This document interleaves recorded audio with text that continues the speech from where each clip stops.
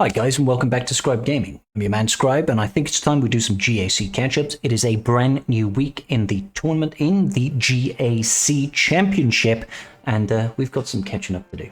Let's go do this.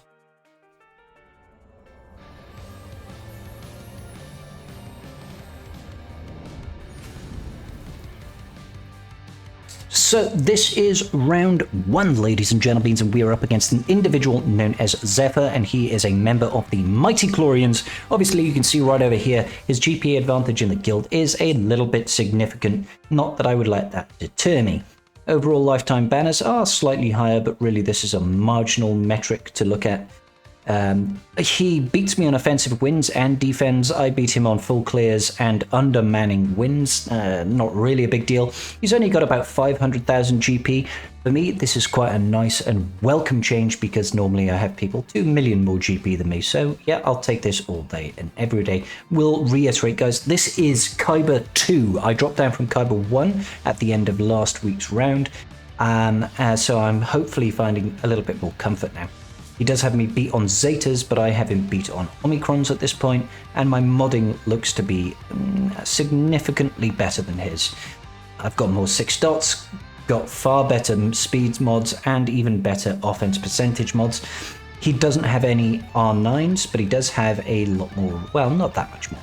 A few more relic levels, and they're all spread out rather in the lower brackets. Mine are all sort of around in the tier 7s, 8s, and I've got 1 9. When it comes to GLs, we are almost equal. We both have JMK, he's got C, I do not. He's got JML and Ray. I will say that the relic levels on my GLs are better, and the modding, as far as I'm concerned, is definitely better on my side. Then when it looks to key characters, we're both rocking DR. I've got a good speed advantage there. I like to run a slower cat that's a bit healthier, though this is going to change in coming weeks. He's only got a gear, 4 or 5 more, not too worried about that. And then his Piet here is obviously too slow to be taking on my DR, which is good to see. And our Gideons are around about equal. And Echo is on par. He does have a 7-star Executor, but so do I. His is not at R9, which is super useful for me. Okay, we're going to get into the first video now. Let's go take a look. Okay, so in his northern section, we can see that he's got a Newt team, he's got a crew team, he's got Geos, and he's got a GG8 team that's gone for a sort of more of a classic GG nuke team here. I personally don't think there's much to worry about in his northern section, so I'm not too concerned there. In the south for him, we can see he's got JML, JMK, Ray, and a Qui-Gon Jinn Omicron team. Now, whilst he does have 3 GLs here on the defensive line, a lot of the support characters for these GLs are not exactly ideal. Having JMK with R2-D2, Clone Sarge, and then some really weak support characters is an interesting thematic choice. He's also got Qui-Gon Jinn Omicron. This one is a much better team. It's got GK in there really holding down the fort. It's got an R8 JKA. That's nothing to laugh at.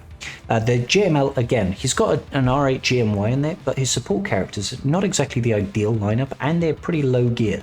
I'm surprised to see this. At the end, you can see right at the bottom there, he does have a Ray. It's got the Bag Brothers, it's got Holdo, it's not a complete walk, and it's also got Bandor Chewbacca. So we have some options there.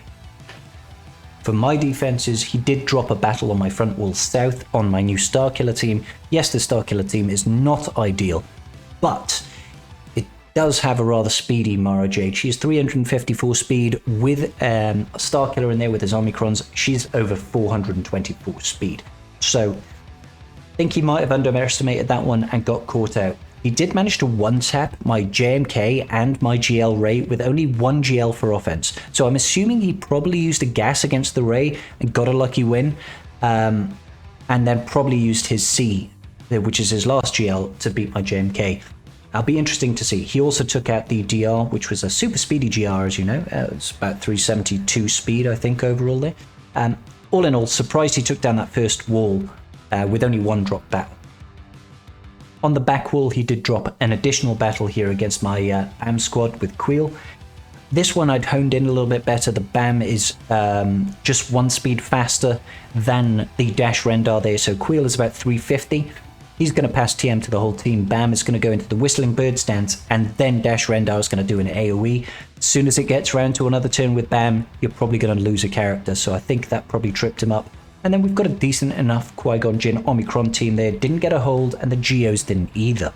On my front wall in the north, he managed to one-tap everything apart from the GG squad. The GG squad did manage to get one hold, so that gives us a bit of additional wiggle room. And then if we take just one look now, at our fleets, he was unable to clear. One-tapped both of the giveaway gimme fleets that I put down, but he had to take 3 battles to try and take down the Executor, and he failed. So, this means if I can clear fleet, we've got this game in the bag. Let's get into the first battle. So first up for me, I've decided to try and practice the gas counter to his Rey. I've only got 1 GL for offense, and he has got 3 on defense for me to take down. Yes, they're not ideal teams, but really I need to try and get something done without resorting to using my GLs immediately. So we go in, we're using up Rey here. We're going up against Rey. We just want to go hard send on Rey at the start. Now this is where I believe I'm not really doing the ideal scenario. I should really be trying to take out Resistance Zero Finn before going after Rey straight away. If I'd have gone for Finn here and killed him with gas, which based on how much health he's got left after 1 AoE, we probably could have killed him, and then he wouldn't have been able to do anything. So that was a mistake on me. Either way, we still just keep focusing on Rey, because if we have to multi-tap this, I want to at least kill some people. My idea was if we can just get to just Rey and hopefully not actually lose 5s before we get the sack, that would be nice. Go after Holdo here. She is taunting thanks to that foresight. I'm obviously not concentrating quite enough here. Obviously there goes the ult. We should be fine because gas is not going to sit down or anything like that. There were a few mistakes that I did here, such as triggering too many of that foresight and getting additional taunts on Holdo. And not exactly ideal. I wanted to get rid of the inspiration there off Rey to stop her counter-attacking so much. Obviously gas is now dropped again, and we don't get the sacrifice. If you don't get the sacrifice from gas, things can turn hairy pretty quickly. I used the form up there because obviously we want to get gas standing up again, like as soon as possible. I shouldn't have thrown the AoE there and triggered that mass counter attack. We need our clones alive to make this work. So I decided to keep full sending on Rey. Obviously, if I hadn't done that AoE, Holdo wouldn't have been taunting right now, and we actually would have killed Rey. So that was another mistake by myself there. Triggering that taunt on Rey taunt on Holdo, kind of screwed us. And then of course I didn't again put the turret over on Rex, but that wouldn't have made a difference at this point. I believe I decided to just cancel out as soon as I see this ultimate pop, because I know that everybody's at full health. They're all just going to trigger yet another damage immunity. If I was to back out and go back in. So I think we just decide to back out here, count our losses, and think of it as a learning experience, because I messed that one up pretty badly. So not an ideal start, really. Not an ideal start. At least now we are actually getting awarded those 10 banners for the first attempt. After we lost with gas, I decided, I'm going to have to use my JML now to take that Rey out. So for the JMK, we're going to have to look at trying to bad batch it. Now, there is no support here for the JMK team that deals a lot of damage. It's got some trashy characters. I'm hoping, if nothing else, I can get it down to just JMK on his own. That's the idea here. We've got some weak characters. Yes, I get his idea. Have a tanky character that's got no speed, no mods, very slow, just to have infinite damage immunity and waste some teams. Fair enough shout, but I'll take it if it means I can 2-tap without using a GL.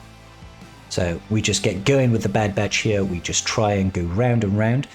Right now I want to try and kill as many support characters as I possibly can, so I'm targeting the weakest characters, triggering JMK's pseudo savior as soon as possible, hopefully. I do the AoE here just to spread that damage, and we do some extra damage here. Just gotta wait until that Chewbacca takes his turn. There we go, no more damage immunity. We just do a basic, get some AoE damage, basic again. There we go, no more Chewbacca here. do the AoE, get the mass daze and heal immunity. Hopefully we can take out both R2-D2 and Clone Sarge any second now. I don't think we need to use the heal here, so I think we just basic. Yeah, there's the basic. Clone Sarge is gone, just R2-D2 left and JMK. Obviously, you do want to get rid of R2-D2 so that when he does go into his ultimate, he can't gain the additional mastery on these allies. He also can't put damage immunity on that character and make it last a bit longer.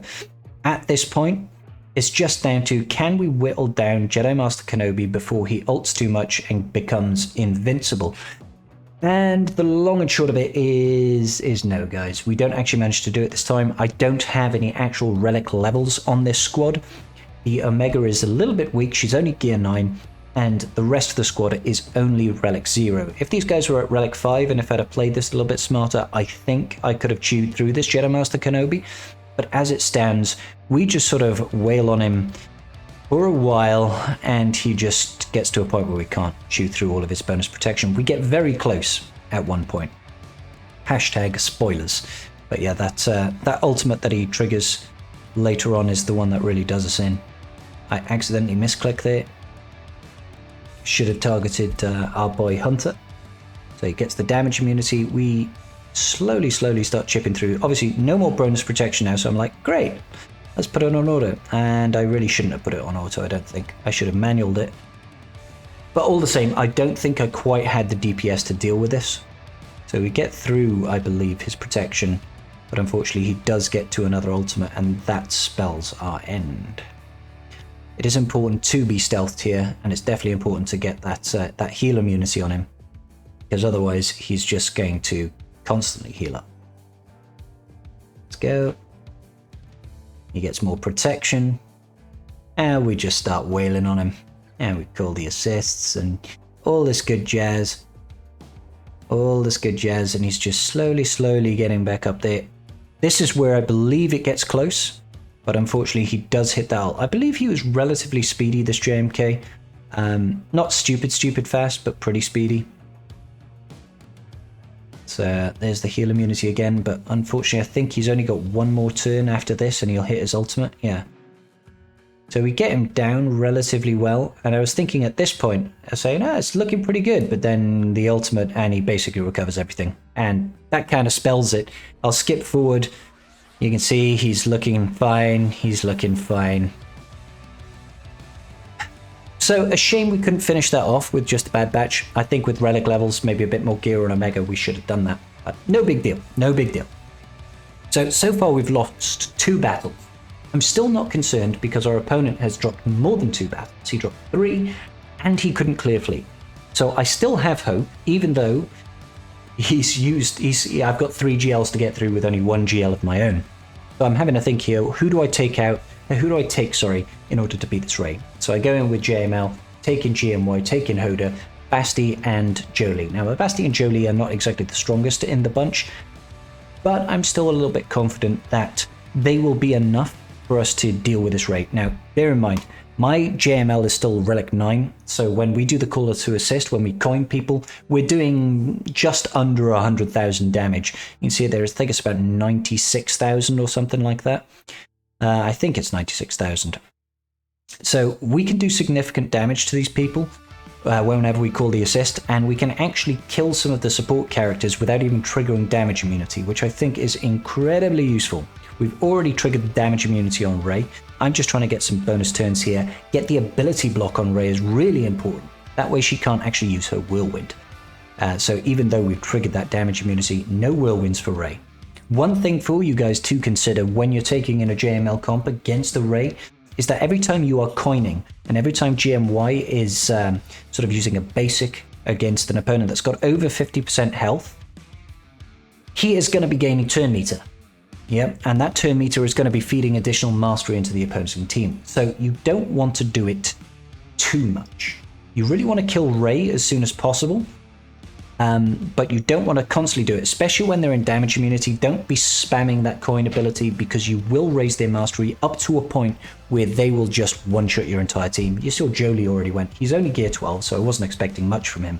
We did an F-Lux there. Yes, we ate a bunch of counterattacks, but my JML is nice and tanky with about 150,000 base protection. So let's see. I put the Master's Training, I think, on Basti here just to try and land that ability block. Maybe we don't. Maybe I look to try and kill her. No. So we coin her to try and get the ability block. We do some additional calls to assist here, I assume. Looks like we can kill that Ray any second now. We just need a little bit more, just a little bit of an oomph here. There we go. Ray's out of the picture. Now we're laughing.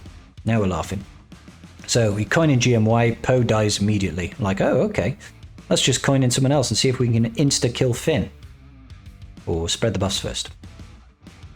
We probably should have, just coined, but I'm sure it's fine. Oop, there goes Veteran Smuggler Chewie, and this is looking rather comfortable. It is a shame to lose Jolie. If we had more gear on him, that probably could have been avoided, but that was not to be the case today. So we actually killed the team, guys. It can happen. It can happen. Let's go take a look at who's next. What do we go in here? Okay, so it looks like we decided to go up against the JML squad here, and we're going to be using a Maul Mandos team. Now, this was a risky move, but my back was up against the wall and needed to do something to try and clear through these GLs. Our opponent managed to get through with only one GL. Can we do the same? So I put the weapons tech straight away on Canderous. I do the AoE here to get the 5 stacks of that ferocity, or whatever it's called, seething rage or whatever. And then we just decide to go absolutely ham on Jedi Master Luke Skywalker. The idea is to try and kill him with this first round of attacks. But alas, it doesn't look like we quite have the manpower to do it. We nearly did. We did some significant damage to him, but not quite enough. So I might have to look at revisiting the modding on this team, maybe considering taking in Jango Fett in future. So I think we get the armor shred on him right now to try and up the damage output. Yeah, there we go. Armor shred on Luke Skywalker. His health is whittling down. Obviously, we do have to worry about Jolie. Guys, we do have to worry about Jolie because Jolie could quite easily just revive unless we kill with Canderous thanks to the weapons tech. But ultimately, if we get rid of that JML, that's game, set, and match. That's game, set, and match. So I think we just decide to keep on full sending on him, hoping that we can kill him. We've got him down into the red here. He's very nearly dead. I really, really don't want him to hit that ultimate. And get rid of the buffs. Keep sending. If it wasn't for Yoda doing that right there, we may have dropped that JML before he got through to this ult. But not looking pretty. Not looking pretty. There's the ult. Not ideal. Yes, he's on low health, but he did ult, which obviously resets all the cooldowns on the opponent team. Now, I didn't have 5 stacks of that rage on Maul, but I decided I need to just full send on this JML. I don't care if I have to multi-tap. If we kill him, it's good. So I killed him. I'm like, okay, great. Let's focus on killing Joe Lee so he can't just revive him. Okay, and at this point, I'm like, oh. I think that's game, set, and match. The rest of the characters are too weak to deal with my Maul Mando team, so we should be laughing at this point. Provided, they don't just kill Maul like it looks like they're going to now. I believe we go after Ezra here, just because we get the triple tap. And Ezra is weak as anything, so we put some additional recovery out there. Now it's a case of, can we please, pretty please, just try and recover a few banners here? Maybe all the assists here from Maul will heal up. This is the great thing about a Maul Mandos team, guys. With Bo-Katan there and her Zeta, you can recover quite quickly. So there we go. We did manage to one-tap the JML using Maul Mandos. Super happy with that. 64 banners. Fantastic. I needed that dub in my life. So we still have a lone JMK to deal with and a Qui-Gon Jinn Omicron. So to deal with the Qui-Gon Jinn Omicron, I've used my Bad Batch obviously to take down JMK, sorry. So we go in here with the CLS squad. A few things that you got to know about the CLS squad is, as always, it's all about controlling Anakin. If you can keep Anakin stunned, fantastic. Unfortunately, with that GK over there, he immediately reversed the stuns, so I was like, ruh-roh. I believe we flip it here. No, we don't flip it here. We just focus on Anakin, get the stun again, fantastic. And I'm like, look, he's stunned, let's kill Qui-Gon. Qui-Gon's gone, great. Let's get rid of all the foresight. Fantastic, no extra damage. Let's get some blinds. Marvelous, everybody's blind. kill Anakin before he does anything. There, he's gone. He's done those, and now I'm comfortable because we know that Ki-Adi-Mundi is only like gear 8. Even under Qui-Gon Jinn Omicron, that GK is not going to do too much damage. So get rid of Ki-Adi-Mundi to get rid of the benefits to the rest of the characters, and then it's just Ayla that we really have to worry about. And at this point, I think we're laughing. I don't think she's going to take another turn. So, bap, bap, bap, job done. I'll take the 1 tap. That's all I need. All I'm really thinking about now is that because I've had to use multiple teams to take out things, I might be spread a little bit thin to try and get that full clear. South section, I'm not sure if it's worth as much as North now with the changes to fleets, but it used to be worth more. So I was a little bit concerned. If we don't kill all the fleet, all the ground squads, we might be in trouble. So I'm trying to think of a team to use here against the JMK lone squad. I think I decided to end up use bounty hunters. We take a quick look in the north. What is there for us to take out here? What do I need to use? I'm fairly confident that we should be okay with some fairly undermanned teams to take out a lot of that and worry about the rest when it comes to it. But I do really need to see that back wall to really properly make a plan of attack, as it were. So I think we go with bounty hunters here.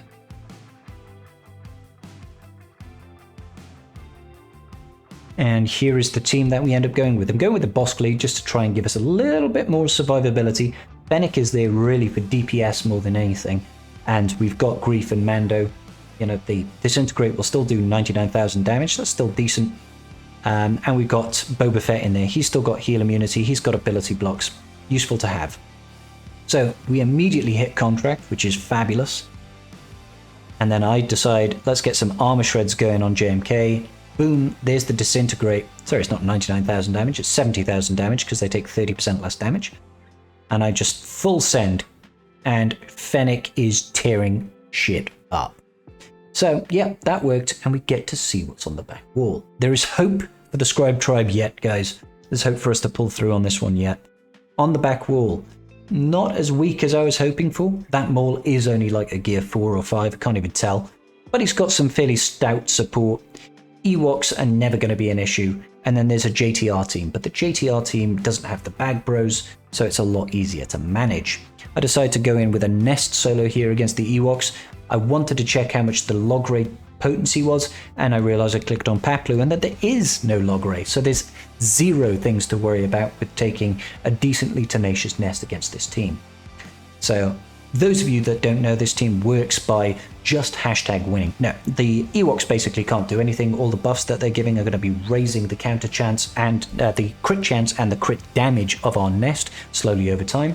And she is able to just survive through virtue of the mass assists, pumping up that bonus protection that she gets. Every hit she gets is going to increase our bonus protection by 40%, or give us 40% bonus protection. And because they don't do a whole lot of damage per hit, they are never going to chew through all the extra bonus protection that we get. So it's just a fun way to get some decent banners against a team, and we really needed a team like this because if we'd have had a team that needed a full squad, we might have struggled to potentially get a full clear here. So Elder is gone, he's the one to kill. I just put it on auto and had a drink because I was that confident in this counter. And I'm sure you guys have seen this counter time and time again, but you know, who doesn't like to watch the murder bears get murdered by Nest? I know I do. Good stuff. Next up, now that we've seen the back wall and we've dealt with the Nest solo, it's time for another solo, and possibly the greatest Omicron that was ever introduced to the game. We've got the Wampa Cron, ladies and gentlemen. This makes mincemeat out of a lot of teams, but my personal favorite is just destroying GG teams with Wampa. Wampa is just able to counterattack and more or less one-shot most people, constantly ramping up a lot of offense. I personally mod mine, he's only R5, I mod mine to have a lot of max health because I feel like surviving is more important than damage on Wampa. So he's going to be gaining, 75% additional max health, max protection, offense and defense. Having him stacked up to the 9s in health, I think mine's at like 93,000 or so at Relic 5, means that he's going to be difficult to one-tap, and then he's going to counter-attack, and his bonuses are going to be increasing his damage, so that his health steal is then going to recover a lot of his damage. It just wins, as you saw there. Now, we also have a very easy Geos team to deal with, and everybody knows that the quintessential go-to counter for Genosians is going to be the Sith Triumvirate, or in my case, the Sith Duumvirate, because I only ever use Traya and Sion because my Nihilus is like gear 10. One day I might gear him, but today is not that day. Unfortunately, in the rat race that is getting as many GLs as you possibly can, as quickly as you possibly can, it does mean that certain key characters might sometimes get overlooked. One day I'd like to get relic levels on my Nihilus. So the aim of the game is to get held by hatred, to isolate the brute, and just kill things before they kill you. These guys obviously do not deal enough damage to chew through my Scion. I do stack him up with crit avoidance, which will obviously pair with Traya's leadership, which grants an additional, I think it's 40% crit avoidance. You want to make sure that Scion doesn't die, or doesn't get crit by the spy and one-tapped into oblivion. That's all you need. If you can survive enough turns to get a turn or two, then usually you will beat the Geos. Now, I had no fear with this one because they were all gear 12 and one gear 11, but when you're facing relic Geos, the story can be a little bit different, particularly if it's a relic spy. High relic spy is really something you do have to worry about. So, Sunfac over here being a little bit annoying because he is tanky, he does counterattack all the time, and he's actually taunting. So it's keeping the rest of the team alive, but it's not going to be forever. AoE's coming in, blap, and he's nearly dead, blap, there he goes. Now it's just the brute and the brood. So at this point, we're pretty much laughing. I did consider maybe just farming stuff on the brute so that we could try and get back to max protection, but ultimately I decided, you know what, I just want to finish the battle. You still get pretty decent banners, 66 I'll take all day and every day. So we do have a relatively easy first order team to deal with. Now, Jedi Knight Luke Skywalker can actually solo this team, but I didn't want to risk it, and I didn't really have too much of a use for a Shaak Ti elsewhere. So there is Hux in the team. He is stopping the instant bonus turn that we would get from using Jedi Knight Luke's call to action, not call to action, Heroes Arise ability or whatever it is. That mass assist would normally give him a bonus turn. Unfortunately, Hux is stopping that from happening, but it's okay. We still have more than enough to deal with this crew team. It does have some relic levels, but not quite enough to really make it a nuisance. All I was hoping for here was trying to maybe recover some extra banners. We didn't quite kill that fox in time, unfortunately, but it's okay. You know, there goes the first order officer, one tapped. We still get 67 banners. I'll take that. Easy victory there. So we do have a Newt squad to deal with some pretty chunky Separatist allies, but they're really not going to stand up to the might of the Imperial army. So the Imperial troopers are my choice. I don't need them for any other team on the back wall. This seemed like the scariest team to deal with at the time, so I thought I would just tear through them like a hot knife through butter. And not going to lie, it was pretty delicious.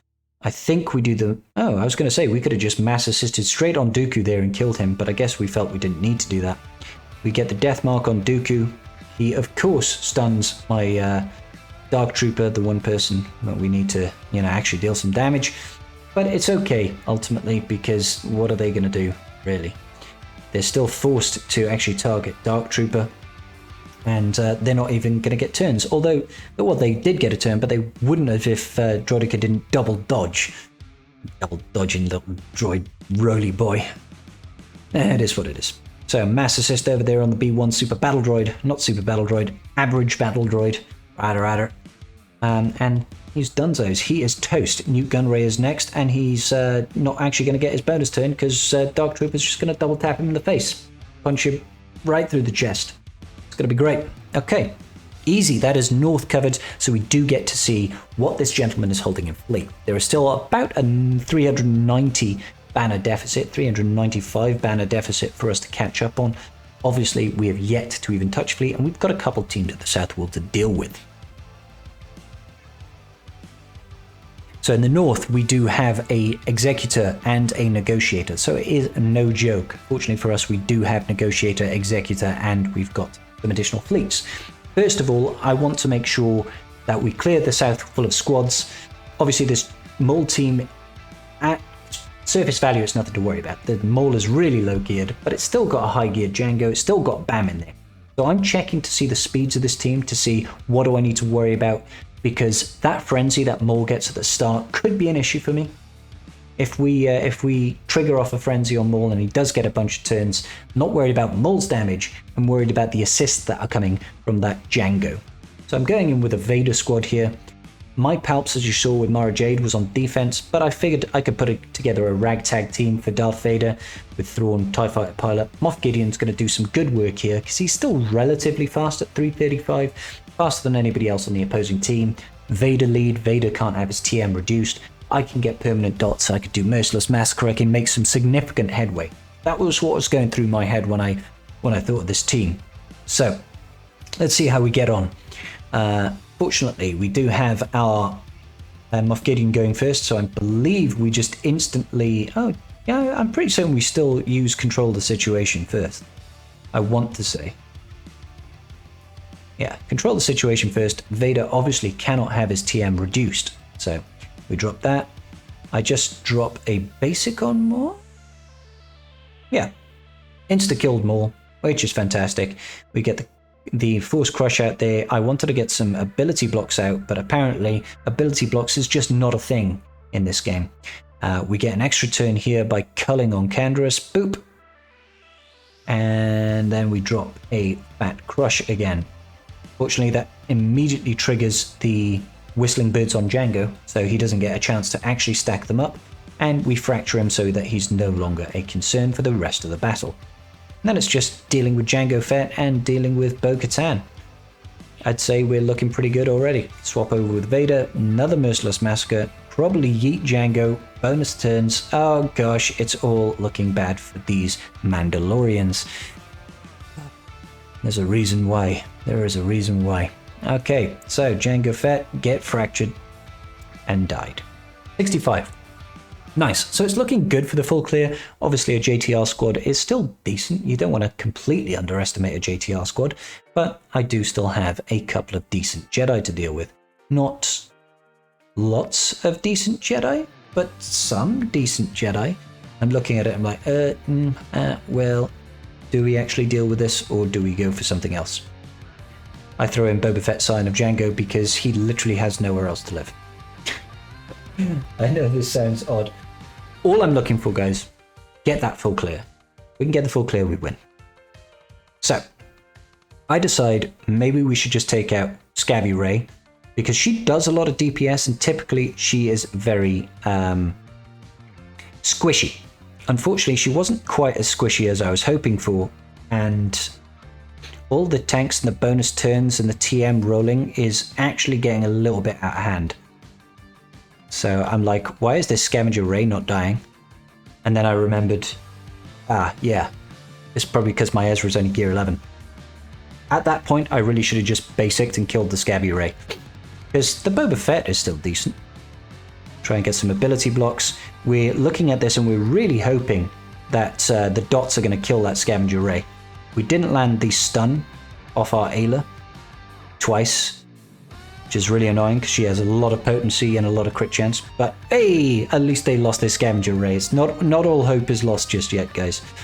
So I believe we should change targets right now over to Resistance Trooper. Calling in Ayla, we want to get those stuns. Fantastic. Let's call in Ezra. Oh, nearly killing him. Ezra nearly dies from one tap. Boom. Dad Bod Boba coming in and punching that Resistance Trooper, Major Tom, right in the abdomen, and he has no breath left and is out of here. At this point, this is really not looking too spicy for me. It's looking like I'm about to kick rocks and not enjoy myself too much.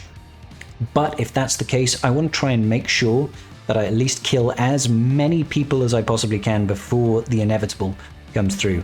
Now the Foresight, if it wasn't for the Foresight, maybe things would be a lot easier. But yeah, it's just not to be at this point. Trying to get up those stacks on Dadbod Boba. And it feels like this Finn is just the tankiest thing on the planet right now. He's just refusing to actually take damage. He took 8,000 damage from an R7 Dadbod Boba using a basic, and I think that Dadbod Boba has got like 9,000 offense or something. Boop. There we go. Now we're talking. Now we're talking. Getting the extra damage in. Boom. Finn is gone. And I'm thinking that might be all she wrote. That might be all we'll be able to actually do. I do the AoE just to clear out the foresight off everybody. You don't want to be giving that crit damage up over to Jedi Training Ray. We go for the stun and... Yep, we actually managed to pull it off and she does not re-taunt again. I don't know why I basic there. That was a waste. I should have just gone after Poe Dameron. Oh god Dameron. I was like, oh, that was actually decent damage. Maybe we could just focus on Poe Dameron and maybe kill him. The dodge, even though he had no foresight at that point. I was like, okay, let's try it again. There we go, he's got no protection. Eek. Second life. He had foresight that time. As you can see, guys, this just ain't gonna work. We nearly kill him there, but yeah, that didn't go quite to plan. But we can still clear it. We can still get through. We're still 300 banners behind though. So I have my own resistance team left to deal with. Normally I wouldn't dream of taking a Finn lead against JTR, but they've only got Finn and Poe. They've only got JTR and Poe, so I'm thinking remaining resistance will be able to clean this up in the scrappiest of scrappy battles. So let's just kill Poe. Job's a good one. Let's get the foresight going. Oh yeah, Stick Ray doing work. AoE coming in. Drop a knee. Come on, kill her. She dodged. Kill her. Foresight. Kill her. Yes! Scabby Ray beats Ray. You've heard it here first, guys. Okay, that is the bottom cleared, so now we only have to deal with ships. As you can see, there is only, what, like less than 100 banners in it. Less than 100 banners in it. 76 banners is all I need. There are 3 fleets to kill. I only have to kill 2 fleets. I don't even need a full clear. So I was obviously more efficient than he was on offense. So I looked at this and I thought, based on the fleets that I have, I'm not going to try for the full clear. I'm not going to risk it. Why risk it, guys? Why risk it? And with that in mind, we decided to go in Malevolence against Negotiator. Normally, I would use the Malevolence to try and take out the Executor. I could have pushed to try and just take out the Executor with the Malevolence, but I was more concerned about getting the win, not necessarily about getting the clear. So, Negotiator is a little bit annoying, especially when it is the Snips lineup, because obviously if we start spreading all the buzz droids at the start of the battle, she is going to flip that shit on and reverse it and pass a bunch of retribution and cleanse off the buzz droids, which is annoying. So I choose not to use the AoE, I believe here. We're just like, yeah, let's just basic instead. We'll get the stun on the BTLB and we'll try our luck after the reinforcement. Fortunately for us, we do see that he comes in with Clone Sarge, which is great to see. If Clone Sarge comes in, that is absolutely fantastic news. So we come in here. I think we swap over to Clone Sarge. We bring in Spy, and we hope we get Anakin. If we get Anakin, great. But no, we get Ahsoka. So we do the mass assist, and we kill her, which is great. Obviously, that does trigger a bonus turn from Anakin, which is not ideal, but at least she's out of there. We do the AoE now because there is no Ahsoka to do the mass assist. And I think we just basic over on Clone Sarge here because he's already got 1 stack of buzz droids. So that's going to renew and get additional stacks. He kills 2 droids, which means obviously we get a turn with our capital ship. I do the AoE, hopefully Anakin dies, booyah, the buzz droids kill Anakin. So Plo comes in now. If we hadn't killed Anakin then, this would have been a whole different story. Unfortunately, we're getting the visual bug here. Those buzz droids are not actually applied. Plo's come in, he's cleansed them all off, but it's not visually showing that. They get their ultimate. I call in Ebola Hawk. Now, my idea is to just try and deal with Plo because he's annoying. He can pass TM, he can cleanse debuffs. So, and he's usually relatively weak. So I want to kill Plo. We focused on the BCLB Y-Wing there just because he had an actual stack of the buzz droids. We'd get the extra call to assist. We cleanse off the taunt there. Unfortunately, it does get rid of the last buzz droid. And I'm just trying to last right now until we get to our ultimate. Because I feel if we get to our ultimate, we definitely win. He's lost his main source of DPS. So it should be fine. There comes the ultimate. Big bada boom. Lovely jubbly. I focus down on Clone Sarge here because it's a means of getting out a ship. We need to sort of gain a little bit more momentum, start going for Plo, put the buzz droids over on 5s. 5 still actually holds a bit of danger to him because he can do some significant damage with his AoE, especially if there's lots of target lock on the field. Kill him, just down to BTLB Y-Wing, and this particular fleet match is in the bag. I just need to kill one more fleet. Remember, we only needed, 76 banners or something to secure the win, and we got 62 here. Game set and match by my estimations, guys. He's used 5 fleets. He's got 3 on defense, 8 fleets. There's no way he's clearing that Executor. So let's look in to close out this particular event. We've got the finalizer to deal with. Yes, it does have the TIE echelon, but hey, I decide to go in with the Rebel fleet here. This I chose to do not because I wanted to secure the win, but because I wanted to test it. I knew that I'd already won the match. All I had to do was beat this one team and we win. So I wanted to see just how does the Rebels fleet perform against the TIE echelon with the finalizer on defense. Yes, it can go very, very wrong if they immediately put the hunted on your Millennium Falcon, stops getting that bonus TM.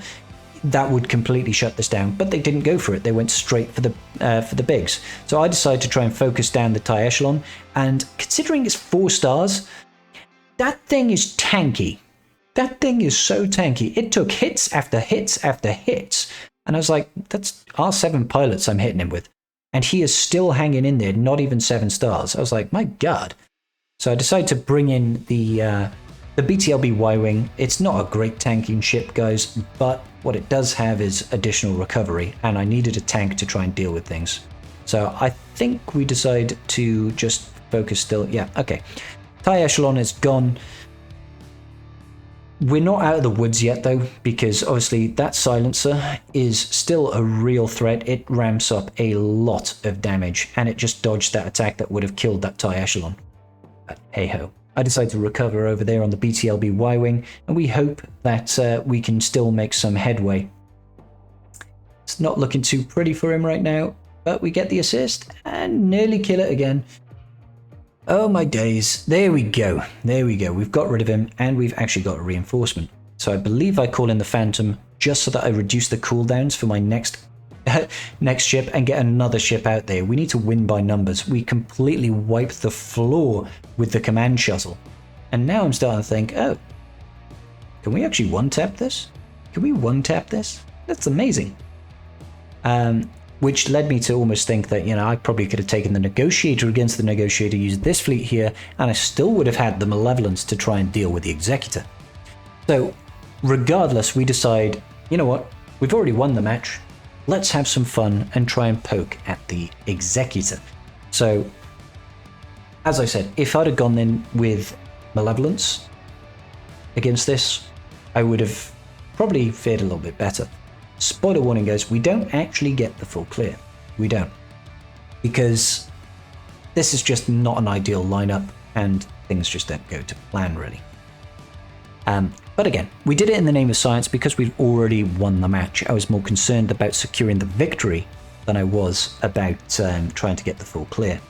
So we go in just to experience it. You know, there are counters that you can take using an Executor lineup, a Negotiator lineup against the Executor, and I should have also focused on the Houndstooth at this point instead of the Razor Crest.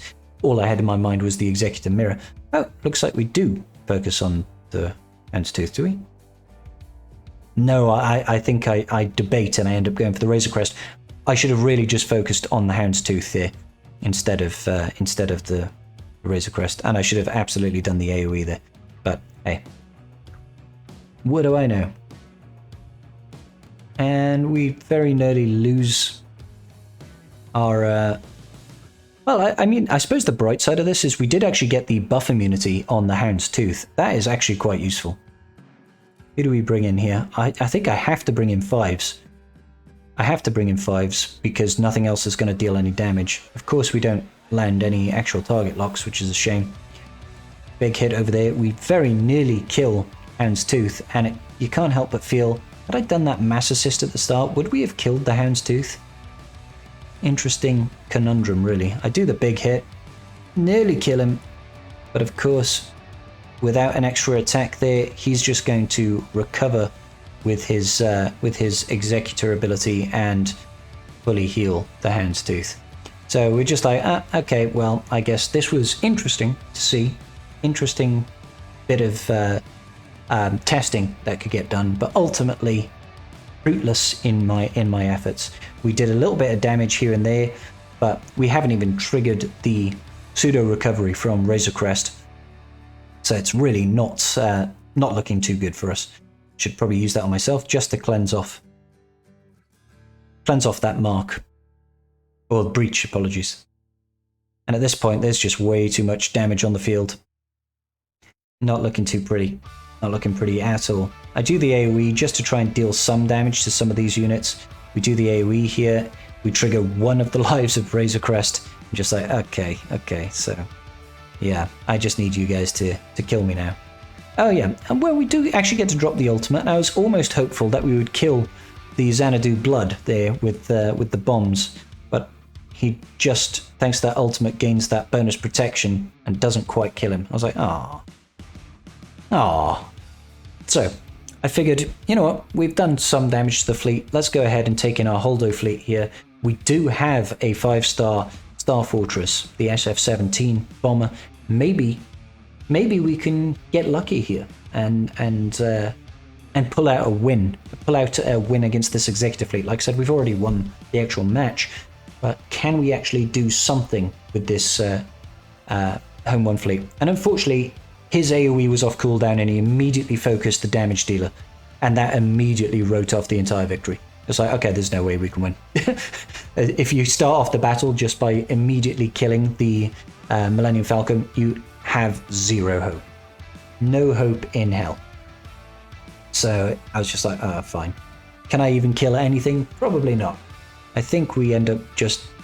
oh, okay, yes, we do get rid of the Xanadu Blood. So it's not a fruitless effort, guys. We managed to kill a ship.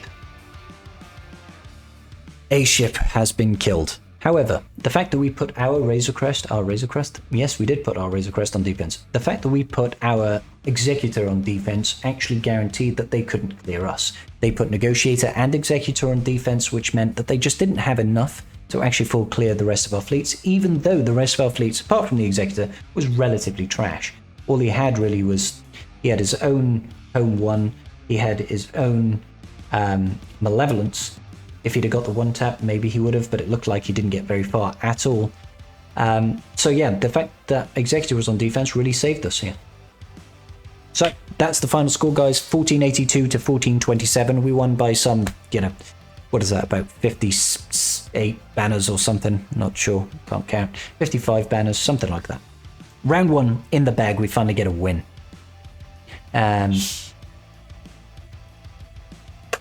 I hope this video was fun. I hope it was enjoyable. We are going to get round 2 up here very, very shortly, and I hope to see you there. All my love to you guys. Please do hit like and subscribe. You can follow me on Twitch. You can follow me on Twitter. Links are all in the description down below. We do this shit live, guys. Come and join me on Twitch. Come and watch this live. Usually towards the end, within the last 3 to 4 hours is usually when we attack. Please do come join me. Give us a follow on Twitch as well. I will see you all in the next video. Peace. Just giving a quick shout out to my patrons. I appreciate each and every single one of you. And without your support, I wouldn't be doing this today. Thanks so much.